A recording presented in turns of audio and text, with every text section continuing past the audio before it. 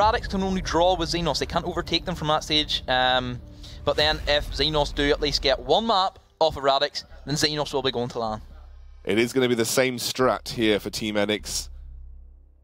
Dokkaebi, Blitz, Ying, Hibana, and Buck.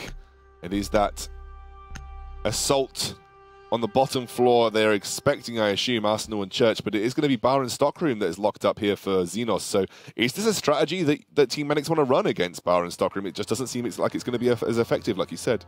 Well, they did know that this is where they primarily went for the rehost. So they could have easily changed up and went for their Stockroom strategy. Maybe they've made this work on the Baron. Maybe they've just managed to make this work somehow on Baron Stockroom. Yeah, maybe they've came up against it before in whatever scrims, whatever they've been doing. But maybe then they thought because Xenos they went Baron Stock, Team Enyx then seen that they went Baron Stock, and then the rehost happened. Then maybe Xenos are thinking, hold on a minute, right? We went Baron Stock. They're going to think we're going to go Baron Stock. Let's go downstairs. And then Enyx took the trap, and then Xenos isn't actually going to go downstairs, so a bit of mind games in it as well. Yeah, a little bit of mind games coming through, but you can't help but feel that Enyx have got a backup plan for Baron Stock with this particular composition, because you can't run the risk of just assuming that they're going to pick a certain bomb site, right? Baron Stock is easily defendable, just like, maybe not as defendable as Church and Arsenal, but it is still easily defendable. If you were going to run this composition against Baron Stock, would you make a Stockroom play, or maybe go through Strip and try and that way round, or would it just be straight up Stockroom? I would go Stock. They don't have the Thermite for the hard breach onto the Strip Club wall. They could possibly go for some destructibility inside the master bedroom, and then maybe try and get a couple of people outside of the bar, but it seems to be that they are gearing up for this B take, as Blitz is going to make his way inside to the garage area, and he is just going to have a quick check. Anybody inside down the blue area. This is going to be an entryway for the Hibana to come and get rid of that garage wall. Hibana's already dead, mate. Hibana's already dead. When did that happen? I don't know, but Xenos got to pick onto Hibana, which is a massive, massive loss for Enyx. When did that? I didn't see that. That literally happened. I completely did not see that. About 30 seconds ago, somehow died. So one member of the strategy is now firmly out of the running. Okay, right, well that's going to throw a big spanner into the work for Enyx, because no hard destructibility. All they can do is just hope for the best and try and push these guys out of position. Blitz could easily charge this main door and try and kill this bandit who is trying to peek, of course. Blitz did get that buff, of course, a while ago. It's been quite a while where he can just charge right, putting down his shield, as he is going to be inside this lounge door, giving a lot of intel. Knows there's going to be 3 people inside this bar area, and he hits a pistol shot on the TW, and he can still keep going with this train, as he is going to be in full health. Still plenty of flashes as well inside his shield. Candela device is going to go down. Madman gets the kill onto Winegum, as this is where the power Blitz is going to come in, but he's actually going to get flashed by his own teammate. Not looking good for Xenos. And Blitz moving in, just going to take him out straight away. Somehow Blitz versus the world at this point. Blitz on Blitz, and now it is a 4-1, a strategy that we didn't think was going to work as well for Baron Stockroom, but Blitz has just forced his way into this situation, ducking, diving, dipping, dodging, and Murph is flashed and taken down.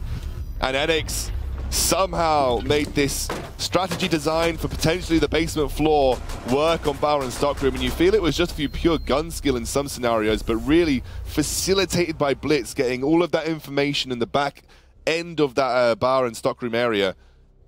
Really good stuff from Enyx. That was all about the Blitz being able to push in towards that lounge area.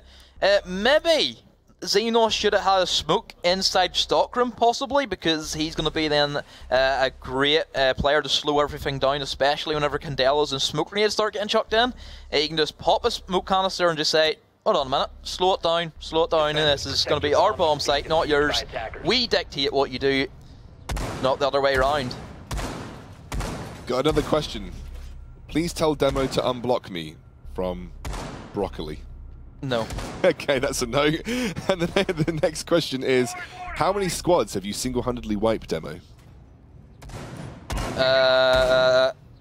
It's hard to say. I've done so many. A veteran has spoken. So, downstairs quickly moving on downstairs to the church and armory, of course. We are going to be seeing Enyx with a pulse at their disposal. Pranksy with the shotgun. He is, I believe he does favour the shotgun over the UMP for this this particular bomb site, as again, destructible floor shotgun could come in handy as well as a C4. Very classic Pulse location. Oh yeah, right there. Oh yeah, this is going to be the main area that Pulse wants to play at. Can gain a lot of intel, of course, may it be pulsing that main stairs, round about that kitchen area, even the bar he can reach into, as well as the dirt tunnel. So a lot of utility Pulse can bring to the table. Yeah, but that's going to be the primary objective, of course, that Xenos want to get rid of, as then that opens up the kitchen drop as a possible way into the bomb site. Drone spinning up.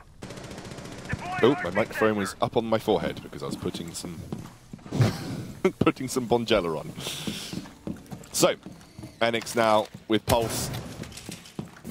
Slow move from Xenos now at this point in time. Hibana's going to try and work her way around.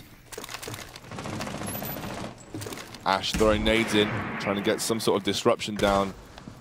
They all kind of sat in Pulse territory right now, though, especially Buck. He needs to be careful. C4 through the roof could get some work done here. Yeah, especially whenever Pranksy has opened up that little bit of a hole.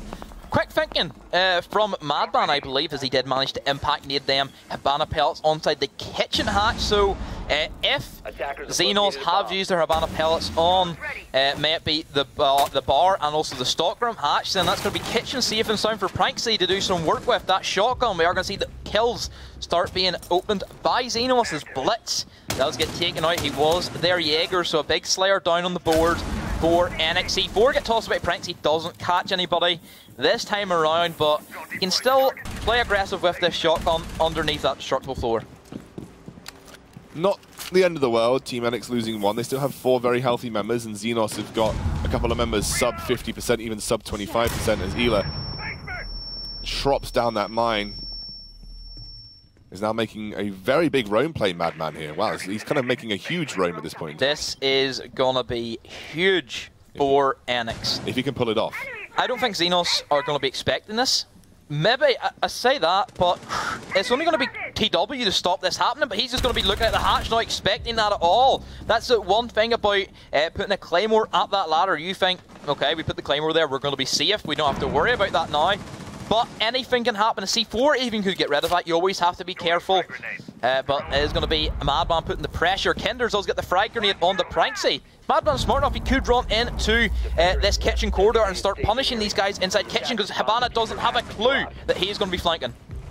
Here we go. He's a little bit late, but I think actually Havoc's cleaned up the rest of the members. Oh. Havoc gets 3. He has got 3 to his name this round, and suddenly Havoc comes online, but it's all really been facilitated by that roam from Madman, kind of forcing them, and Winegum now kind of like shooting fish in a barrel. No way that he escapes. Doesn't even have the time to make the attack work. And Enyx pick up another round here on the board versus Xenos. A great start for them to secure their place in Group A. That Madman roam was pretty insane. He might not have got the kills, but what he did is he put the pressure on Xenos. He said, I am behind you. If you don't make a move forward now, you're going to have me roam behind you, and suddenly things are going to slow up quite considerably. You've only got 40 seconds to work with. Just his presence of being there and having taken that 1v1 versus Cryptic meant that Xenos either had the option to turn around and try and deal with Madman, who they didn't exactly know where he was, or push forward in a hasty offense and get caught out like they did by Havoc's. It was that pressure that he created that kind of single-handedly secured the round for them. I think we've seen it a lot from Vexed. They are great at putting the pressure. Primarily, they put a lot of pressure on the attack rather than the defense. As again we talked about, they pushes 2, they put pressure onto a single guy inside a room, of course. Madman, being that roamer, of course, coming up for that late rotate, catching TW by surprise, it just moves Xenos out of position. They were all geared up ready for the kitchen drop. They then had to move somebody else in the bar to cover the flank, but then Madman by that stage were already inside the stockroom and then started pushing in from that angle. We are going to be heading downstairs for this laundry push, or not this laundry push, well, this is in Oregon, for this church and arsenal room push for Enyx. They are going to be bringing out that strat, which we have talked in depth about. And this is where you're going to be seeing how it really does all merge together. It may be a wacky setup of operators, but it does come in and it just works in unison. This is interesting because if they continue to run this and Xenos continue to not know how to deal with it properly, this feels like it's just going to be Enyx cleaning up on the attack. They made it work on Bar and Stockroom. They're now making it work where it was intended to be made work, which was the basement. If they can run away with this in a very quick fashion, suddenly Xenos are going to be thinking, goodness me, like we've kind of just given up Clubhouse completely now. Yeah, if they lose Clubhouse, then it'll be hard for them to gain border because they've seen Enyx play exceptionally well on that particular map. They seem to have it nailed down to a T. And being a very old map as Clubhouse, and again Xenos, they're again a team that's been about for quite some time, a couple of old Pro League players in and about that area as well. Of course, 3 of them, I believe, out of the 5, Kinders and Murph, too young to compete at the Pro League level though. But this has always been a stable map for Xenos. They have Kinders on a Buck, who Buck's going to be really big for the attacks, of course. We are going to see that dirt tunnel being opened up by Mac, as I believe that's going to be a prone hole for Blitz in that area. Smoke is going to be playing aggressive on that dirt tunnel, ready for somebody to go for the crawl. But a minute 20 on the clock left for Enyx. Still no first bloods for either team, but we're not expecting any first bloods as of yet on Clubhouse. Dockerby here, just trying to create some sort of presence on the top side of Arsenal and Kitchen and sort of area. Gonna wait for this move through tunnel for Blitz. He has to be careful because, like you said, Smoke has played aggressive here. He's gonna go for the crawl. Madman did drone him in, so he does have the all clear, but he will be going up against the Smoke. And 50 seconds to go. This is where Winegum can afford to use a gas canister to keep Blitz at bay and possibly even kill him because he is still going to be a slow character, of course. As we are going to see one gas grenade being chucked out. Didn't even scratch him. That's quite strange. It seemed to be as if it hit him. Yeah, it seemed to be, but he has just done what it's intended to do, which is zone Blitz out. He's going to start to move through again. Here we go. He's going to start to charge. Smoke throwing another one. Going to buy some more time. This is exactly what Smoke is good for. Just buys time and stalls out that attack. And now with only 20 seconds to go, he's up to Xenos. Oh, that's a team kill! What the hell happened there? There's a team kill and Enyx are just completely getting ripped apart by Xenos. This strategy hasn't seemed to work. A massive cleanup. Xenos, Murph. I have no idea what happened there for Enyx. Everything just went down the toilet at once. How did he team kill him? Did possibly Havix drop the hatch in front of Max shooting the smoke coming out of dirt tunnel, possibly? I don't know, maybe. I didn't get an angle on it and unfortunately wouldn't ever be able to tell, but you know, credit to Xenos. They actually played that strategy super nicely. That smoke aggressive play put that doubt in Blitz's mind that he could rush in, then double smoke to zone him out, did exactly what it needed to do. You saw, I mean, we often talk about how good Smoke is at controlling confined areas to limit attackers' capabilities. That was a perfect example of Smoke controlling areas to limit the aggression from attackers, and that's exactly what they needed to do. The Blitz was kind of the main point in the strategy, right? Blitz is the guy who rushes in to create the havoc, and if you can't get Blitz into the bomb room, your strategy's not going to work. Especially that dirt tunnel, it gives clear line of sight in towards the back of that armory, also a bit of intel in the blue as well, so he is a bit like a human drone like we talked about Montagna. He is more exposed, of course, but then can put on that tempo aggression that Montagna can't do, of course.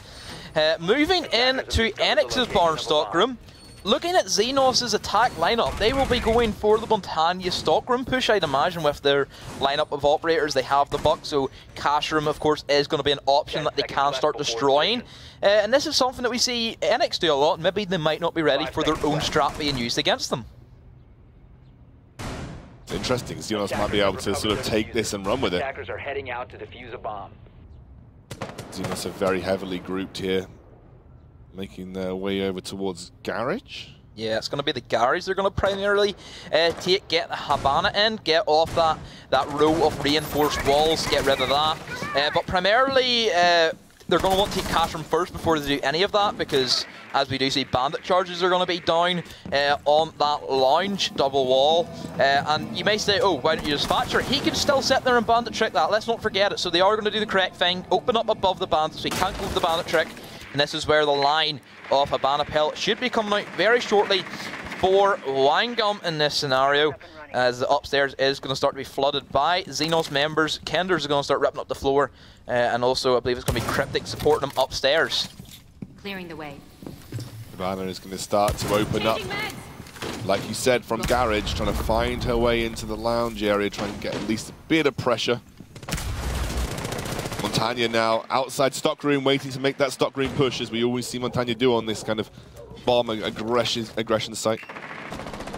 They do have to push, however, through an Echo drone, which is something that again, it's a niche pick. We don't see Echo play too much. Enyx does open in the killing onto the Habana, I believe, inside the garage. That's going to be that threat out of the picture.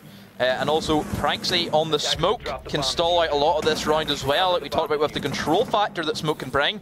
TW does manage to get the kill onto Blitz from upstairs, but Kenders is still also lurking on the buck.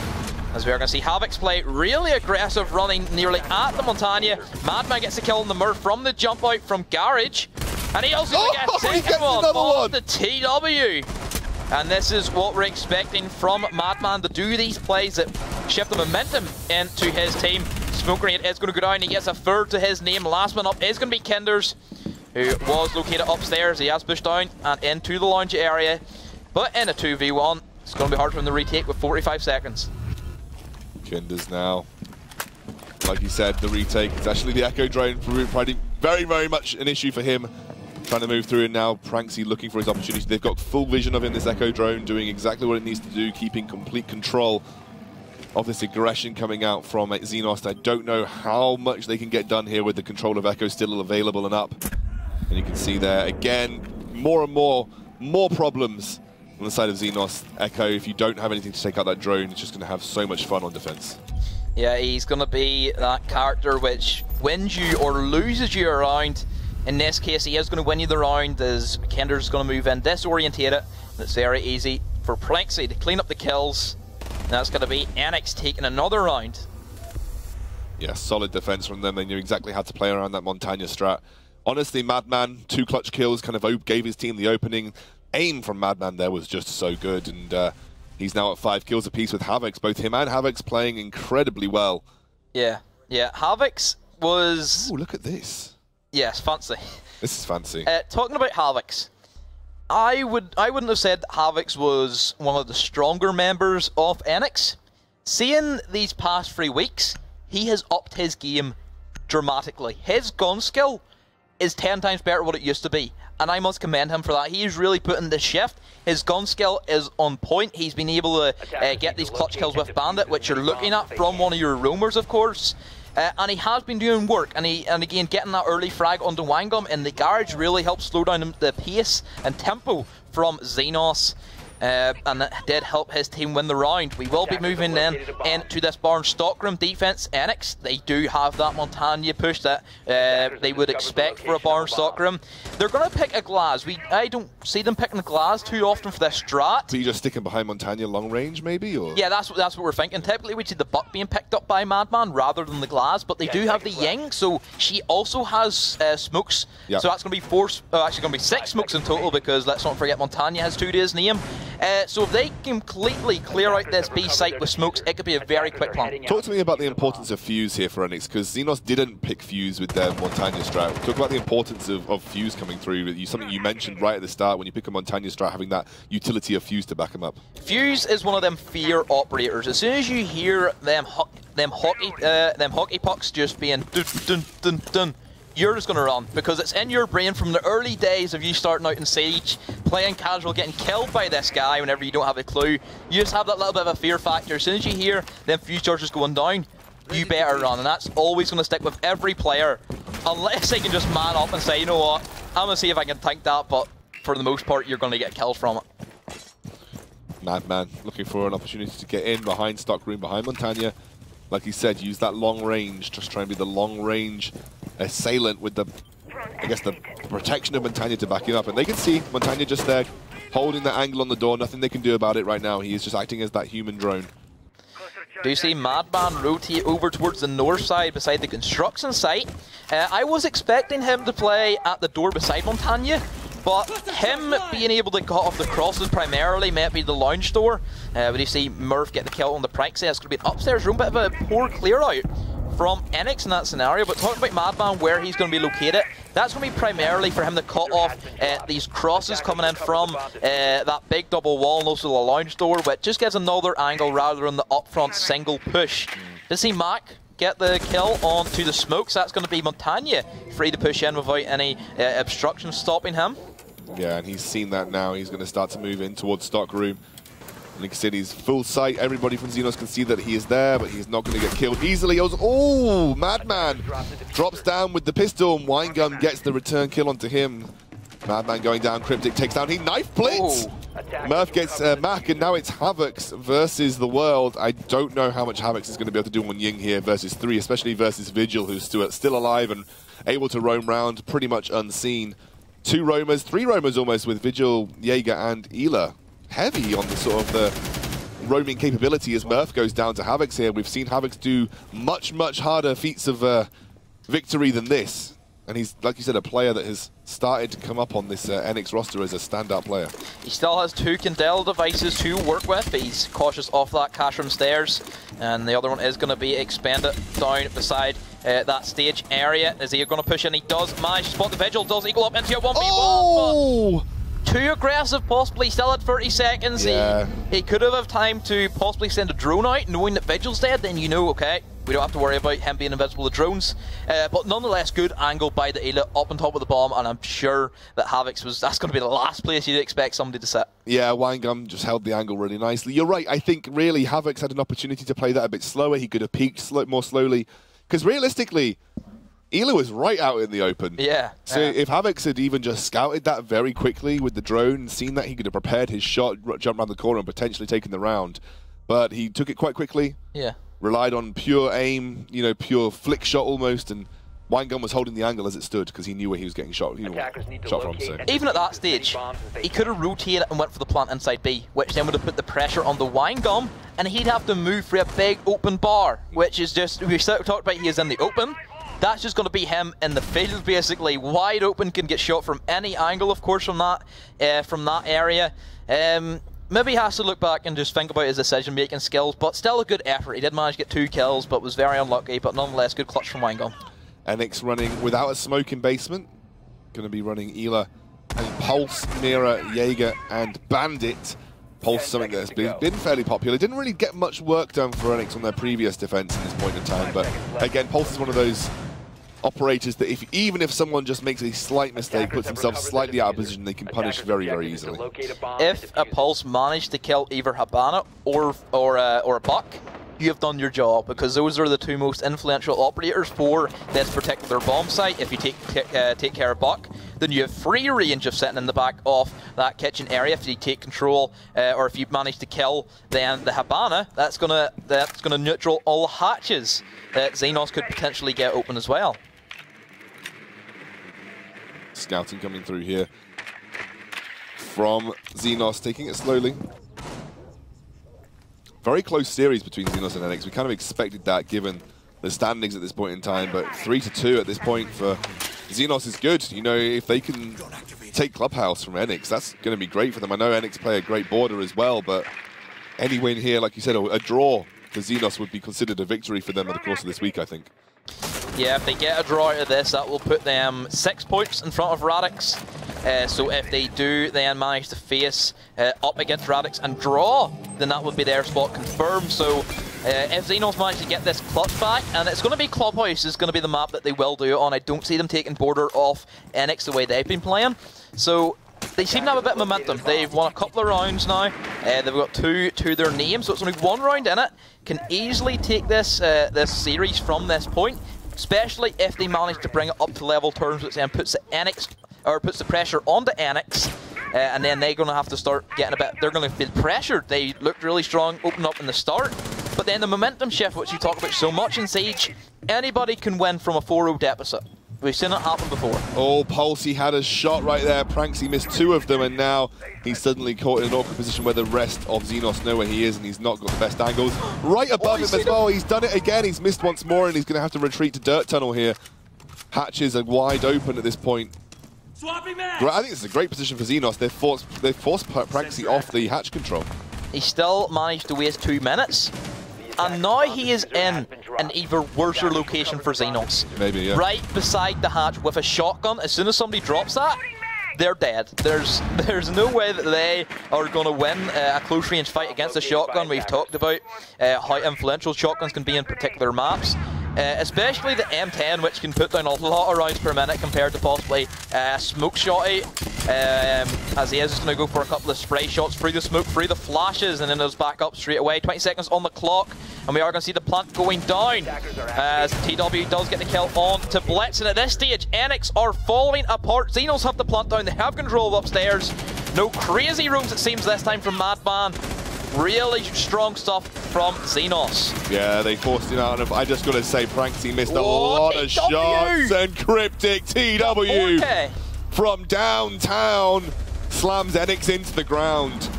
And Xenos now at 3-3 apiece.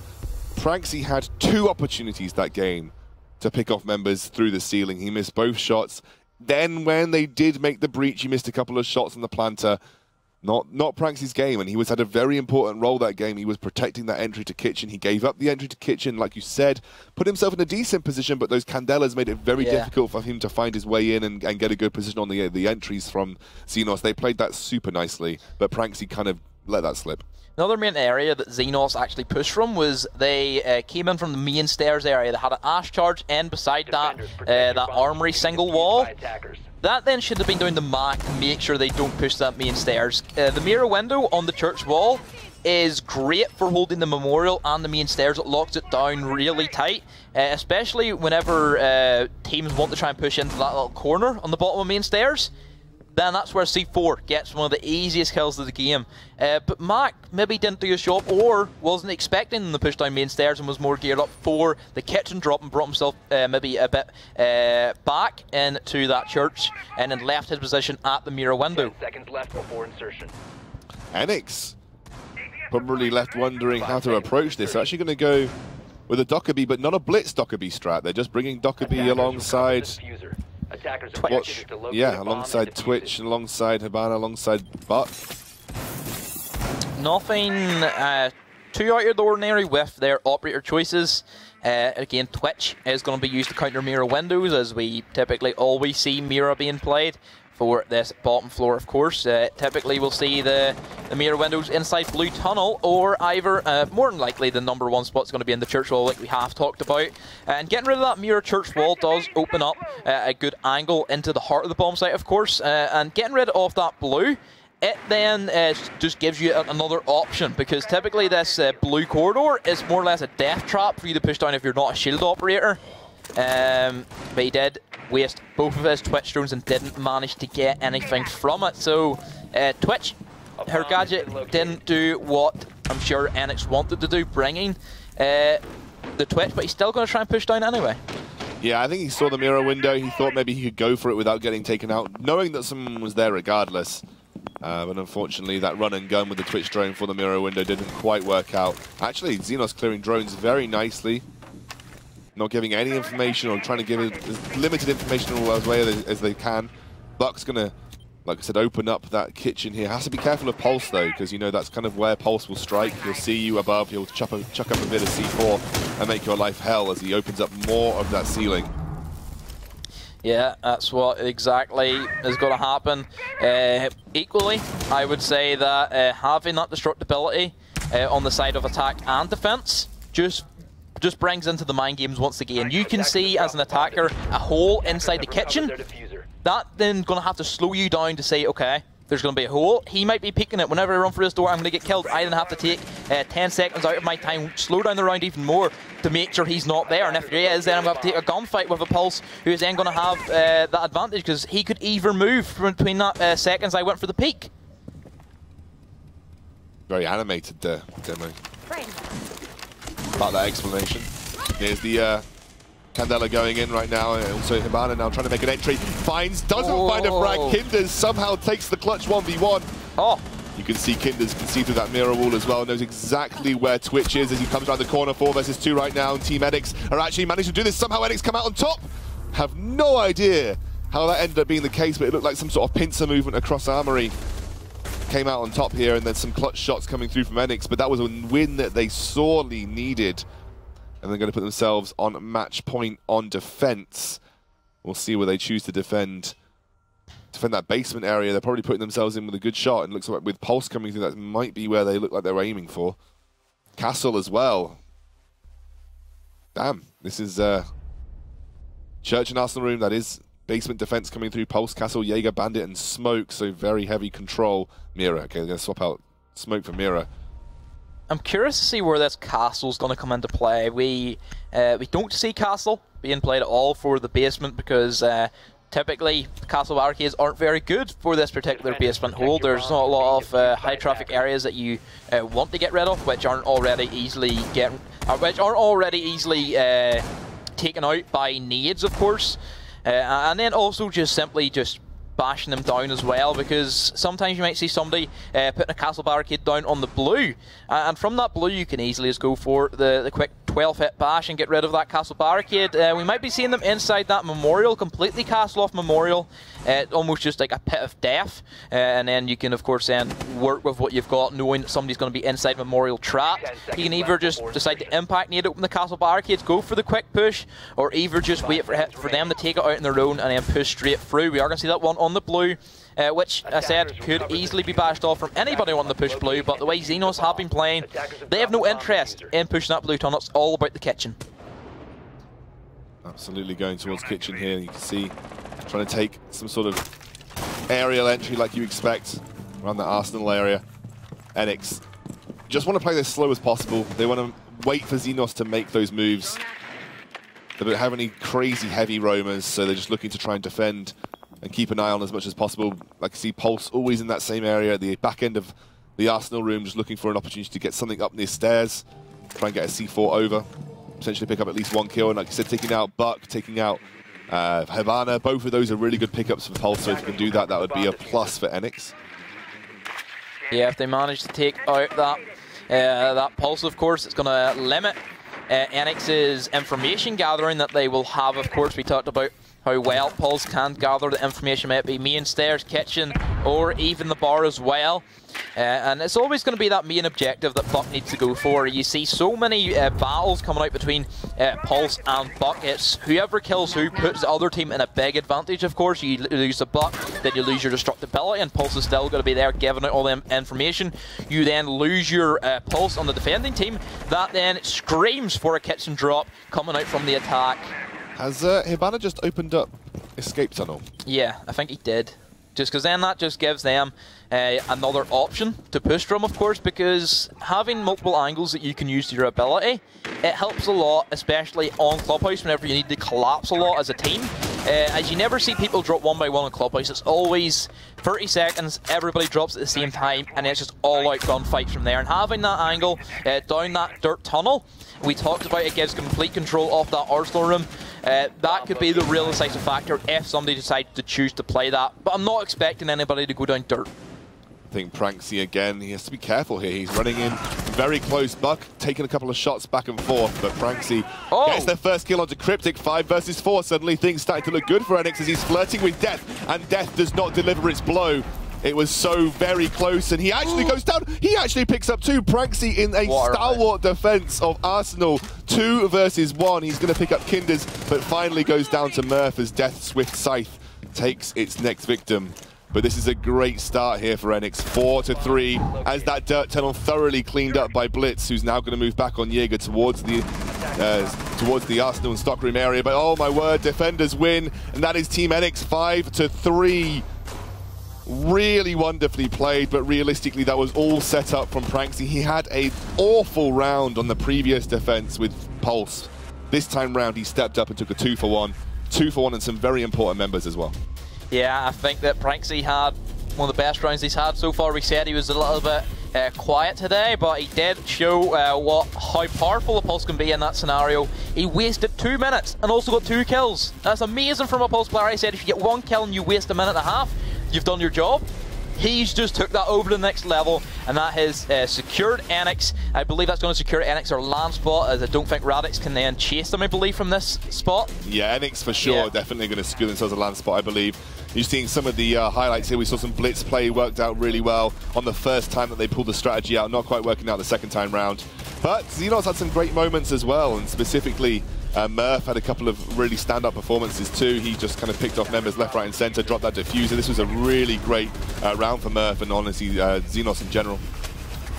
Yeah, I think that Xenos, they had a good attempt at Clubhouse, But then looking at our next maps, I don't think they're going to fend well for themselves on border. I think the Enyx are the stronger team heading into that map. They had a good chance at Clubhouse, especially this round from TW that he had. Yeah. That was one of the best pushes I've seen from a kitchen drop specifically. So they had good shining moments, but in the end, Enyx just took it over to that next level. Yeah, well, Enyx, the thing is with Enyx is that sometimes they have incredibly flashy plays, but most of the time everybody performs. Yeah, consistency is key for that team. Yeah, and they adapt. Like, that's one of the things that I've noticed from Enyx is that they adapt very easily. A strategy not working, they dump it. They move on to something that they know works. A strategy that comes out, they're not quite sure how to deal with it. They play it once, they might lose. They know how to play against it the next time. You know, so they are a very, very adaptive and well thought out team. And we're going to head on to our next map, which is going to be border here. And you said that you favoured Enyx coming onto border, just given the way that they've been playing on this the last couple of times. I could be wrong. I could be wrong on that. I'm making the bold prediction that I think bold predictions are fine. But like Enyx, they play it really well. Their room game, especially for the Ventilation Room and Workshop, I think they're stronger on the Ventilation Room and Workshop than they are on the Armory Archives, which might be strange to some teams, but they know how to play it well, especially Pranksy, having that pulse below along with Magnus E4. They play extremely well with the room game, really baits the attackers into pushing upstairs, and then they punish them with the C4. Xenos, equally, they have had some pretty good times on border, particularly Kinders on the Buck. It's a big frag map as well. I talked about that. He had some great frags on this particular map against Radix as well. Looking at the lineup that Xenos have, it's an all-around mixture. It works for either the Ventilation Room and Workshop, or also the Armory Archive, so nothing out of the ordinary there. Team Enyx going for the upstairs hold. They have that mirror window on that double Armory, and then they do shotgun out security. And Havoc's played a real blinder on it last week. He played a really big roam game. And then also they put the other mirror window inside that particular area there, inside the archives area, which I'm sure you'll see Mac place down very shortly, and particularly we'll see Madman play behind that. And then that's where they go from there. Well, this is a Buck field day, so they're trying to control the top, because obviously Buck just has an absolutely mental time, especially above Ventilation and Workshop. He can just destroy almost all of that. See, I think he can actually destroy almost every part of the ceiling above Ventilation and Workshop. So if Xenos can make this work, you know, this is why you put so much pressure on trying to defend that top area, because if you let Buck just have free reign on the top floor, he's just going to mess with your defense way too hard. You can say that for nearly every map, may it be Clubhouse, may it be Chalet as well, the heavy destructible maps. We talk about that Chalet, Clubhouse and Border are the three maps that Buck really does shine in, because there's so much up for grabs that he can go for. All the bomb sites, particularly on them maps, are really destructible. You look at Clubhouse Cash Room as well as the kitchen, of course. Look at Border, all of that floor we were talking about is destructible. And then let's not forget as well, on Chalet, Master Bedroom is destructible, as well as the Great Hall.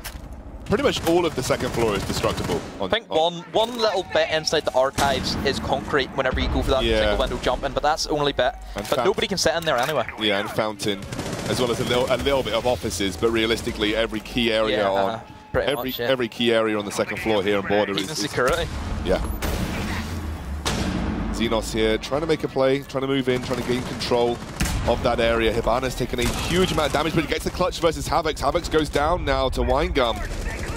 And that is a good opening for Xenos, who need to come back swinging in this round. And a draw, like you said, would be a great result for these guys, and a draw is the best they can hope for at this point in time.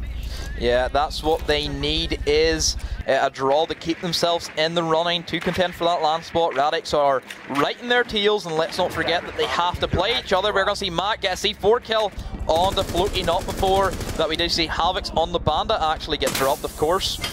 We do see Murph pushing in as that aggressive Ashe player has took control of the upstairs. Madman, who we were expecting to play that roamer, has now fallen back in the safety of the bathroom area. And 45 seconds to go, still plenty of time for Kinders to get in here and do a good 30 seconds of buck work, and then possibly go for some of the drop hatches. I'd imagine A is going to be that main area. To be the case. Hibana working on such low HP right now, trying to just find those. So we will now be seeing the destructibility coming out from Kinders, as the Armory Lockers is going to start to get bucked open, of course. And then we are going to see TW as well as Murph start to rotate down. And he is going to actually get taken out by Blitz. That's a pickup. Oh, wait a second. Blitz has just gone man mode. Pranksy gets another kill as well. And suddenly Blitz has made a stellar defense. And now it is Buck versus the world. Jaeger. Whoa, a second. I think they might have actually just wallbanged him or something along those lines, because that was an easy defense from Enyx. We didn't see it on screen. It wasn't a wallbang. My spectator is just saying it was a clean kill. And there we go. Enyx take the first one. The defense was solid, but it's man-moded. So we will now be seeing our first defense for Xenos. They will be taking up the armory lockers and archives. We do see Mira as well as Bandit, Ayla, Jaeger and Pulse. No operators out of the ordinary. Pulse can be used in great effect for the downstairs, of course. Sorry, got that, guys. Just had to sort out some production-based things, but I think we're all ready to go. It was actually timeout on the last round. So they just ran out of time, basically, so managed to run it down. My beautiful observer kept making a T symbol at me, and I had no idea what he was trying to say, so I made him shout it across... Tea time. Yeah, well, it is Britain, I suppose. But I made him shout it at me across the room, and I finally got it. So, we give a shout-out to our observer, by the way. Yeah, he's fantastic. Alex is a great guy. Yeah, he's fantastic. He's a great guy. He's going to be here all 6 weeks. What a trooper. And also Lan. And he's made it very easy for me. Oh yeah, he's a great observer. That's why I would observe on my channel. He does it really well. You see the me in 45 seconds of the strat that they'll be setting up, and then they move into the cinematic. The attackers moving in, and then it's roam versus attackers. He does a really good job. He does a great job. And for a newbie like me, like, he makes it very easy to follow the action, which is great because I can just shout at it. So now we are going to be seeing that Valley spawn from Enyx. Gonna try and move in through the security, take control of that. Looks to be they're going to be setting up for a box push at this stage. Box push, of course, is going to be them armory walls, and it's more or less just a quick plant in a really confined square. That's why we call it the box. Mirror window inside that cupboard does give complete control of anybody wanting to go for that push, unless it does get taken out from below or have banned. No Buck on the side of Enyx, which is surprising, as we always see Blitz on that Buck, and he goes straight downstairs into security and then starts ripping up the floor from there. Trying to do very mobile aggression from Ash, though. In goes, oh, I don't think that grenade worked out the way you wanted it to. Trying to hold this angle. The angle is being held quite nicely by Mirror. He runs in, he gets the tag, and gets out. And suddenly now Bandit's on the floor. Blitz takes the headshot on that. Mirror can see through the window right now, so the angle is being held, but the damage has already been done here as Pranksy and Blitz now moving in. There we go. That's the Mirror window gone down right now. He can see over. Great nade over. Can they make a move in here as the flashbang goes through? He didn't see him. He's going to tag one. Not going to get the kill right behind me. He's going to get the second. I think it's a one-for-one trade. Oh, my word. Left, right, and center. But Xenos have managed to claw back from the brink of defeat. That was almost a massive opening. Logic bomb is going to go off. This is going to signify where some of these guys are. Flash grenades is going to go out. Kinders gets the kill through the flash and does get traded out by Mac. Havoc gets the kill on to TW 2v1 situation. Wangum on the main corner does get the kill. Havoc, he go up into a 1v1. Doesn't have the C4. Is going to be against Mac. Seems to be that Wangum is roundabout on, I'd say, 55 health. As Mac is going to go for the defuse, and Wangum is going to look to see if he can kill him from below. Is Mac going to be ready for it, as he's going to make a great play and hop out of this ventilation room where he cannot get wallbanged by the Pulse. Pulse desperately searching now, knows that the camera is not going to do him any good. He has to make a move up. Outside's being held. Maybe he sees the angle. I don't know if he did see it, and now he's heading towards that diffuser. He surely is not going to take the bait. He must know. He must know. He's trying to pulse out. He's pulsing. He's seen it. He's spotted out Enyx, and he knows exactly where they are. He's going straight for the diffuser, though. This is going to be the time for Mac to move in. This is going to be so close. Mac, you need to stop it. Take the shot. Take the shot. Take the shot. Yeah, he's done it. Oh, that was tense. That was tense. But Mac pulls out for Enyx, and that is a 2-0 for Enyx now off the back of that attack. 1 versus 1. He saw the pulse. He got information on where Mac was, but maybe it was just too close to time that he had to go and start slamming on that diffuser.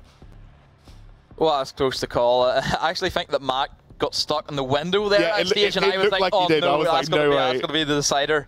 But thankfully, He did manage to one more hit, that would have been it. And then he screwed the headshot as well, so he started attacking the back, and I was like, oh no. It was the head going up and down. Yeah. Oh, what a round. What a round. Anyway, Armory, Lockers and Archives is where Enyx will be headed, their second bomb site, of course. It seems to be that they are going to be taking the mirror, of course, so mirror window, I'd imagine, inside possibly the fountain area. We've seen them play it before, and then, of course, on that double Armory wall, looking in towards that security as well.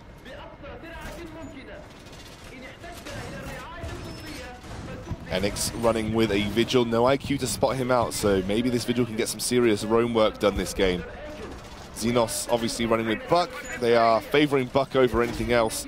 Gotta say, the Enyx have been very solid in both attack and defence here. Very, very solid. This is the first time that we're going to see them on the top side. Yeah.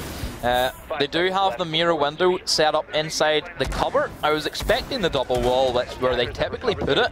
But maybe they're changing up strategies, knowing that Xenos might have something up their sleeve. The Enyx have done it consistently. Maybe changing it up might throw a couple of strats that Xenos have coming their way. Other one is going to go inside that fountain, and that's going to give complete control of that office, of course, which is really on border. You're pushing two ways. You go office push, or you go for the armory push. There's no way about border. You can't do any fancy plays. You can't go, oh, let's go main door push, because it is the tiniest main door ever. It's first. What man. This is what he does. He just does the unthinkable, and he gets the kills from it. Blitz, adding insult to injury on to Murph. That's going to be a Slayer down for Xenos, as it is going to stand 5 versus 3. And it seems to be that Xenos are scared to enter the building. Yeah, well, you would be after that, and especially given the Vigil just caught you absolutely unawares. This is the problem. When you don't keep tabs on Vigil, he is so hard to track down and so easy for you to become kills. And Madman gets another great opening with the nade, and he picks up Cryptid. You can see Demo. He's in his favourite mode now, where Madman's playing well. Like some of these plays, I think I'm a pretty smart player. I would never think of doing these because you get punished, but somehow it works for him. Do you see Kinder's getting a kill back? As that is going to be Havoc's taken out. And Madman's still going for the runouts, and it's half the round, and he's going for basically spawn pigs at this stage.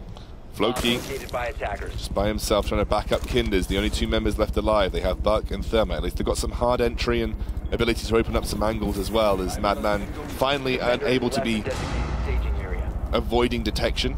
Again, looking for a heavy roam plays as Blitz take off Kinders. This surely should be it, and that's going to be another angle opened as Blitz gets another kill. We talked about Madman, but Blitz got a 3-foot on Jaeger that round. Just held the angles there, purely just cleaning up the rest of the Xenos squad, but nice game sense for him to hold those angles on that Jaeger. Really, really well played. And now it's 3-0. You said that this was a map that you favoured Enyx on. They certainly are basically showing you why you're right. 2 rounds away now from a 5-0 sweep of Xenos, and Xenos must be feeling pretty hard done by at this point. Everybody talks about Vex being a momentum-based team. Enyx are equally as scary with the momentum behind them. That whenever their gun skill is on point, their teamwork is working so well together. They're so hard to stop. I look back at EGX LAN, whenever they won the Open Invitational, coming out of the UK Go Forwards, of course. Them at LAN, they were even stronger. I think their LAN is still their best performance till this day. They 5-2, 5-2, 5-2, 5-3 everybody. There was no overtimes. It was clean. It was just a clean sweep from Enyx on the day. And I think that's where their team chemistry and them as a team being to feed off each other in LAN, like we talk about. I know that 1UP and then also Radix, they've talked about how if they manage to get the LAN in their team captain interviews, that they would feed off each other's energy. And that's what I think Enyx do as well. Tell me about this, Montagna on this map. Where does this come in? I'm looking at a quick plant at B door. That's what I'm going to call. Quick plant at that B door, because it's just going to be a quick ying in and through to the B. And then we're just going to have Montagna stand there, block the door, one guy in the ventilation units, and then also, of course, Dokkaebi, which is going to go off and lets you know if anybody's going to push you, and also slows down, because the defenders are going to have to turn their phones off one way or another. And these mirror windows that Floki set up are not going to be ready for this push. Said Montagna moving through. there you go. Demo calls it, and Demo's right. And that There we go. A quick leap hand, but Montagna takes a lot of damage off the back scent. Ying gets a kill though, but it's still Montagna left up and available with the diffuser going down. This is, like you said, just going to be a quick plant. Hold that angle, and now Montagna is going to be almost impossible to take out. That's going to be a quick move on to Ying though. This is an aggressive play, and suddenly Murph has come out swinging. An aggressive return from the Xenos squad. And going to level things up, and it's now literally Dokkaebi and Montagna versus the world. Dokkaebi's going to get an angle onto Montagna. He's playing patient, well played. Wait till he gets the shot. No, he's going to miss the shots. But Madman still does have control of the diffuser with that shield, but he is going to get a team kill! Cryptic just killed his team. He has to go for the defuse. He has to go for the defuse. No! Oh, does he have the time? I think he has time. I think he's got the time. That was a really good retake from Xenos. We said that Montagna is standing there. He can't be killed. But he can't kill anybody else whenever his teammate dies around him. Yeah, that's the thing. He's kind of just useless, sat there by himself. It was a very quick strat, like you said. You called it as it was. Into B, quick plant at B door. But I gotta say, Xenos turned up the aggression. Xenos said, okay, Montagna's there. We're going to aggress to the outside. We know they're trying to keep angles on archives. Just go in. Slam the outside and take everybody around Montagna out before taking Montagna. If Montagna just has to sit there on the bomb with his shield, he's going to be useless. Let's take out the rest of his support. Got to point eyes towards Ying though, but towards Dokkaebi though. That was he missed a couple of shots. There were a few shots that he probably could have pulled off there that might have given Team Enyx. Even getting one guy, that would have been so big, especially in that bandit who was the main problem. And then you think about it, whenever that happened, Wangum then TK'd the Jaeger. It would have been a 1v1 between Dokkaebi, and Dokkaebi knew where he was because he is tagged outside. If only. If only. However, that's great for Xenos because they get themselves on the board, and sometimes getting yourself on the board is all that you need to find a way back into the game. Especially whenever I think that rounds matter a lot to Xenos and Radix, because if Radix manage to beat Xenos 2-0 next week, they will then both be on level points if Enyx win, of course, unless Xenos pulls the miraculous. Then it comes down to rounds, and that's where it really does count. And I think that maybe Radix have more rounds at the moment till Xenos, because they've had a lot of 6-5s against Enyx as well, let's not forget, in week 3 and week 4. It looks like there's going to be ventilation and server workshop for Enyx in terms of defense. And again, no buck actually for Xenos this time around, so they aren't going to run with the buck this time around. Interesting. They're going to be sacrificing the buck to bring the IQ. Madman put the fear into them with that vigil, as we've seen him do so many times, but he's smart enough to know that they're going to counter him. Like every team has done, you think back to Radix versus Enyx. Pat pulled out the IQ and completely caught Madman by surprise whenever he was running the vigil on coastline, and that was, again, I said, one of my favourite plays. Quick thinking from Radix in that scenario. But still, Enyx can do the same roam potential without the vigil, as then Ayla is going to be in the hands of Madman, who is equally as a scary operator because she's just one of the strongest defenders with that gun and with the gadgets. Free speed, but seems to be that the C4s is going to be the problem for Wangum, as that is going to be Habana dead, so no hatches from the X-Kairos pellets are going to be used. The only option they do have is going to be the Thermite charges. And Ela very close, Madman very close to that stairway. Waiting for his opportunity, he doesn't want to rush in, he wants to make sure he takes it slow and calculated. They know that he's down there, but it doesn't look like they've kept anyone in that area. He could actually get a roam and find a flank position onto Xenos in the top floor at this point. Kenders is going to get the frag kill on the Blitz. That is then going to be the big entry kill for Xenos to start getting in towards this fountain area. C4 was expended, I believe, by either Mac. I believe it was Mac who threw that C4 from his kit. Pranksy did give him the call out. Did miss, however, as Xenos still do stay alive. But 1 minute 20 on the clock. A lot of time wasted so far for Enyx, and I believe that Havix is still going to be roaming about upstairs. Maybe wrong. Yeah, yes. Yeah, Havoc's still roaming about. He gets one kill. He doesn't get the second because Floki manages to find a return, so a 1-for-1 as it stands, but Floki did take quite a significant bit of damage from that engage. And again, wasting more time. Like, Havoc's bought some more time as Mac picks up a kill onto Murph. Xenos, again, found in a very tough position, 2 versus 3 at this point, and a very healthy team. Mira still up, Pulse still up. And Madman still roaming. He's going to take out the Claymore, looking for some sort of angle as Cryptic gets a kill. I don't think that drop is going to matter too heavily because Madman has decided to go for the roam. And is he going to catch the double? He's only going to see one. Recovered the bomb diffuser. And he's just going to be patient. He's held off on it. He's held off. They don't know he's there. He's going to drop. He's going to drop behind them. Is he going to get the double? No, he's not. He does, however, spot the Thermite through the wall. Thermite's going to go for the plant. Easy 2k for Madman. Oh, Max he stole the knife. Oh. Max stole the knife away from Madman, and that was another easy round. And again, feels like if you don't deal with Madman's roam early on, it's just the pressure of him still being alive that always causes issue for Xenos. Always causes issue for Xenos. And honestly, everybody from Enyx has been playing well this round. I mean, Madman isn't even the top fragger. Blitz is up there at 7 kills right now. But just feels like the pressure from the Enyx roamers is too much on attack for Xenos to deal with. If they don't get an early frag onto one of those roamers, there is consistent pressure from lots of angles that they have to think about, and they often just don't, and that's what catches them out. I can understand now why we see Ayla picking the impact nades. We typically see her bringing barbed wire because it's universally available for most operators anyway. It just slows down rounds. It's just more of a sound cue more than anything, over slowing the attackers down. But bringing them impact nades does allow her to get rid of claymores, particularly on the east stairs, and also we've seen it on Clubhouse where the blue tunnel was also got rid of as well. So I am liking the Ayla impact nades. Really good thought out strategy by Madman. Attackers have located a bomb. Enyx are on the cusp of taking a very quick map here from Xenos and securing them probably first place in Group A, but it would be close either way as it stands. They're going to bring Buck for the first time. Actually going to get rid of Dockerby, so Dockerby not on the roster here for Enyx, maybe saying that let's just go for a strategy that we know can work. Let's play it safe. Let's play our standard. Get control of the second floor, open up the second floor with Buck, and just go in. Yeah, it's a standard lineup. We're not seeing anything different, nothing out of the ordinary. Thermite and also Habana, so two forms of hard breach destruction through the reinforced walls.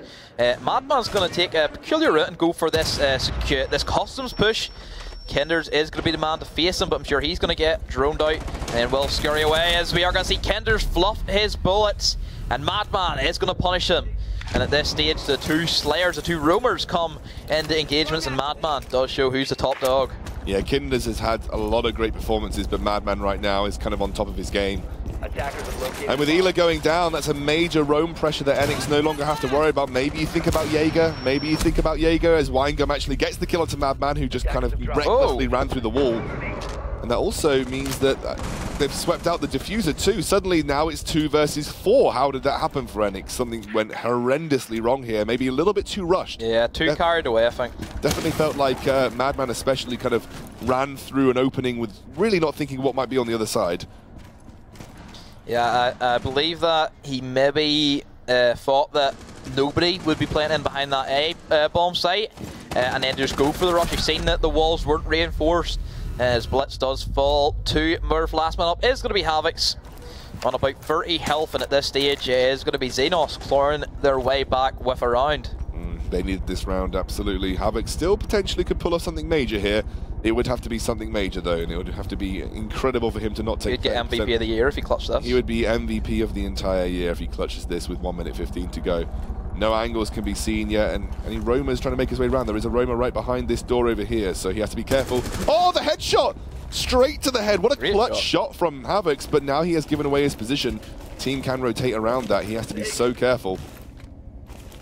Just flicking back and forth, looking for any more roamers, but Xenos playing very patient, playing very strict, just holding an angle. It's the best thing to do in a 3v1 advantage, or maybe even a 2v1 advantage. You know now where the attacker is going to be fishing from, so just hold an angle on the door you believe that's going to be the most likely place for him to push, as we do see Winegum holding that angle on this door, ready for him pushing in. Oh, that was close. Winegum had a great defensive round there on the pulse. 3 kills to his name, and unfortunately Havix kind of didn't have as much to work with as he had in previous rounds. Doesn't quite get the clutch, but Xenos get themselves a point back on the board. Enyx still facing match point, but now have to do it on defense. They have been pretty solid on defense so far, so let's see how they shape up. Yeah, they have been very impressive on the defense. Their strategies, of course, have been second to none. Looking at that top floor, we're seeing a bit of an operator change for Madman. He's going to be pulling out, it appears to be the Valkyrie, which again is another operator in his utility that he can run with. They're lacking possibly some intel gathering for Xenos. Possibly Pulse isn't doing the job that they want them to do. So having Valkyrie cams being placed around either in the office area primarily, and then also security could be an option, and then maybe one outside on the north wall out towards this ventilation unit stops anybody wanting to push up towards that bus area as well.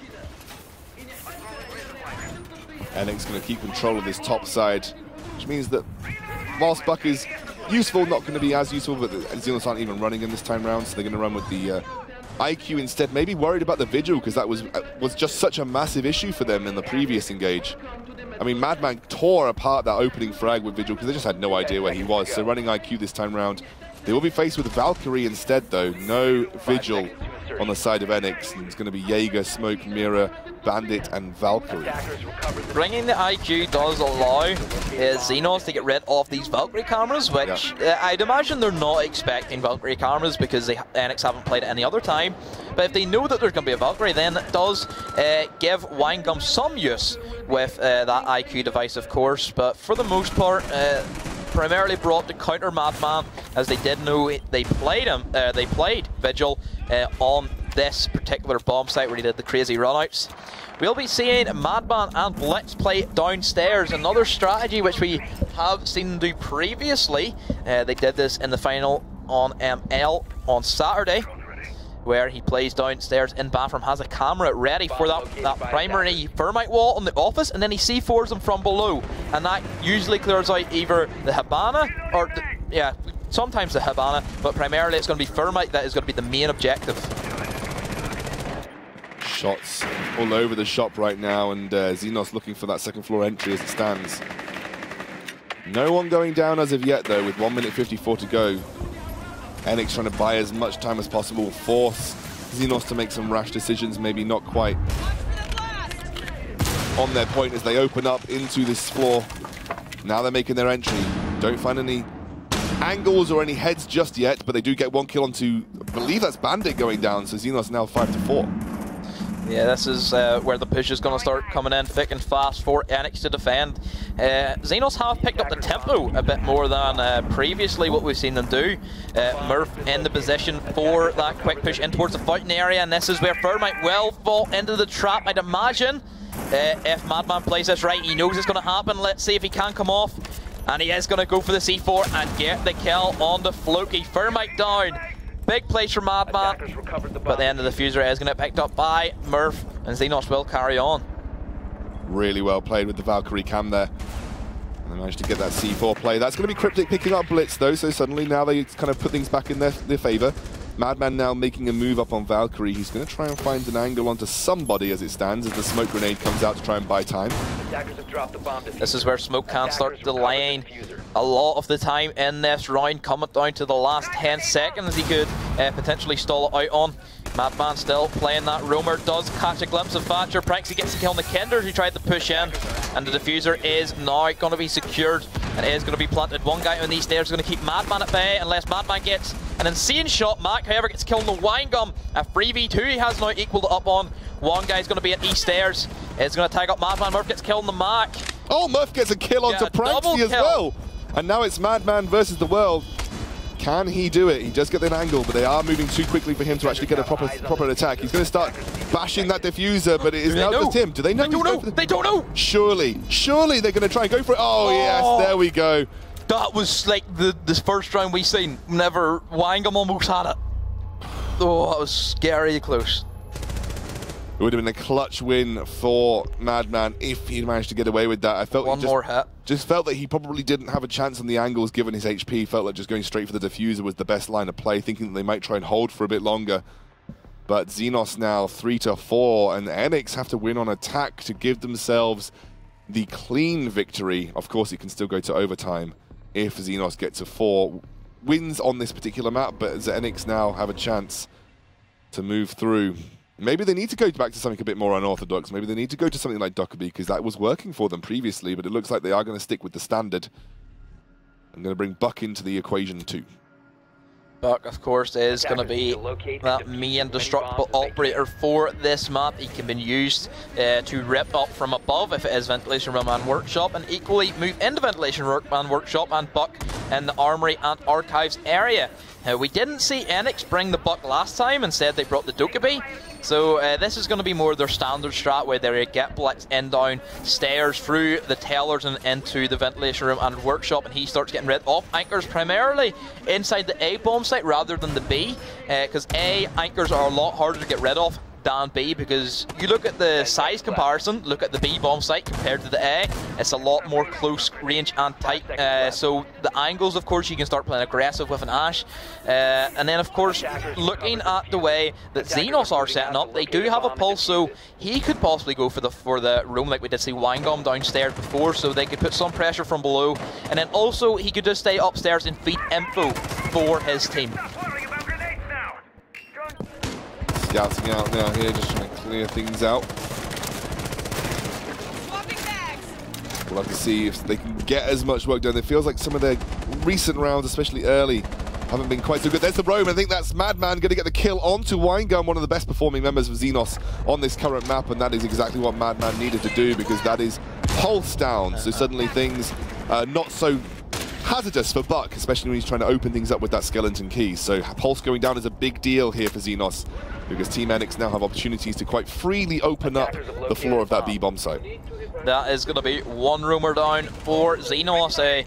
I believe that he wanted to play downstairs once again because it worked for him last time. We didn't see Enyx want to push the rumors downstairs because he didn't bring the Buck. But in this circumstance, they want to clear downstairs and start getting Blitz in, and he can start doing his job on that Buck shotgun, getting rid of the anchors, primarily Mira and also the Mira windows is what he wants to get rid of, and also any other operators he can find always helps with the push. Just gonna wait and see what he can do. Right below some of the members of Xenos right now. You can see Blitz here now making his way, trying to open up the floor like we said previously. Madman's going to get some intel. Got intel on pretty much everybody here, so he's actually figured out where most of the defense from Xenos is, which is great because that now gives him an opportunity. There's 3 members right above him. He's going to try and open up with one of his breaching grounds. Do see Mac getting the kill on the TW. That's going to be the Bandit out of commission for Xenos, and still this roaming duo of Madman and then also Buck were downstairs. Kinder's just getting killed on Pranksy, and Merv gets killed on the Madman. Mac then gets an equal kill. He gets a double kill on the Kinders and Floki, as he is going to go for the plant. And this is where we are going to see Jaeger. Oh! And he clutches it, he's not, as Blitz finishes out the round and finishes off the match, finishes off the series. And that's going to be Enyx grabbing the score 2-0. Xenos put up a good fight across both the maps, but honestly, Enyx just looked